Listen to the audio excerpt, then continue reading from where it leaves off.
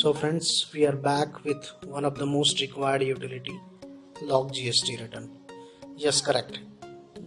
Log GST return. Now you can log your tally data up to the period of GST return filed. So friends, no more mismatches in filed GST data. No more time wasting on correcting your past GST figures. So let's go with the product, how it will help you, how it will protect your GST return. Press F12, then product and features, manage local TDL, configure the TDL, and let's enable it through company features, add-on features, enable log GST return.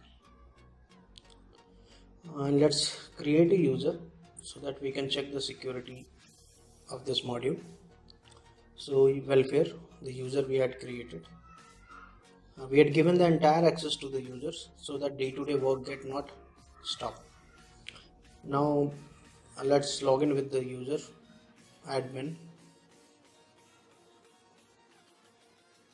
Okay, now see the F12 user cannot disable the TDL because the security is inbuilt with the TDL. So if he disable it, the feature will not work. So he cannot change the local TDL settings. He cannot remove the TDL, as well as he cannot remove it or cannot disable it from company features. So this is the powerful thing of this module. So let's we are with the admin mode and display statutory reports GST. So let's see, we had prepared our GSTR1 for the month of July and there is an error free 0, and the GSTR3 is also ready for the month of July. So let's log the last return date. Always log date after return filing. When you upload your return into the portal, like after 20th, you have to enter last return date. So we had entered the last return date, and let's move for the user access. So now user login. When you go to the display statutory reports GST, here the last return date is invisible, and let's alter the transactions of the July. So here when you go for the alteration, it will give the error message because he is altering the locked transaction. Delete, cancel is disabled. He cannot add, insert vouchers, the purchase, because it is also the part of this locked vouchers. Let's add a vouchers.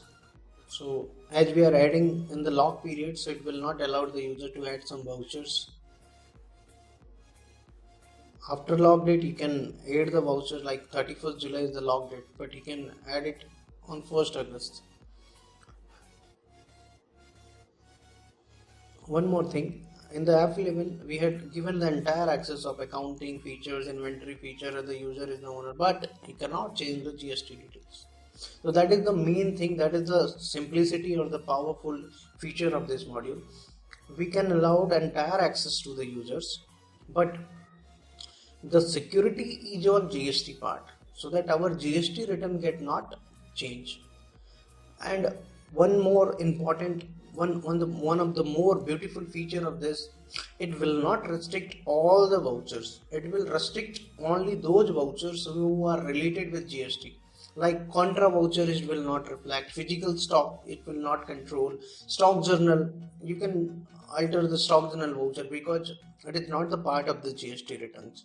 So we can select that which vouchers we should restrict and which voucher we should not restrict.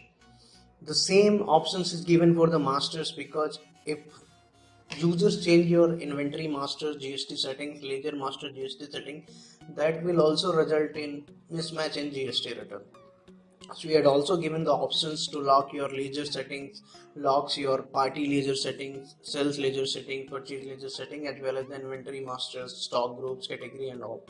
So the places where the user can change the GST return has been locked properly. But the main thing is we are not restricting users to do the day-to-day works. He can change F11 accounting features, he can change F2, because this is the part of the day-to-day working. So we are controlling the GST mismatch, allowing entire access. Like if you think that we can do it with disallowed all the vouchers of the backdated. But if you disallowed the backdated vouchers, he cannot change the contra vouchers, he cannot change the journal voucher, he cannot change the physical stock vouchers. So the beauty of this module is that we are controlling the GST related vouchers and we are protecting your GST return in the most simplest way. So friends, in this way you can lock your GST data. But just remember, you have to lock your data after uploading your GSTR 3B in GST portal. That is 20th of the subsequent month. Suppose you want to lock your GST data for the month of July, then lock it after 20th August, because if you lock your written GST data just after completion of the month, that is after 31st July you want to lock your data, then you will face a difficulty in your day-to-day operation, as we have to alter many transactions and we have to add multiple vouchers between the completion date of the month and date between filing of GSTR and 3B. That means you have to lock your return after uploading your 3B in the GST portal, not after the completion of the month. So friends, that's all, and in this way this will help you in managing your GST return properly, zero mismatches in your past GST return. Thank you.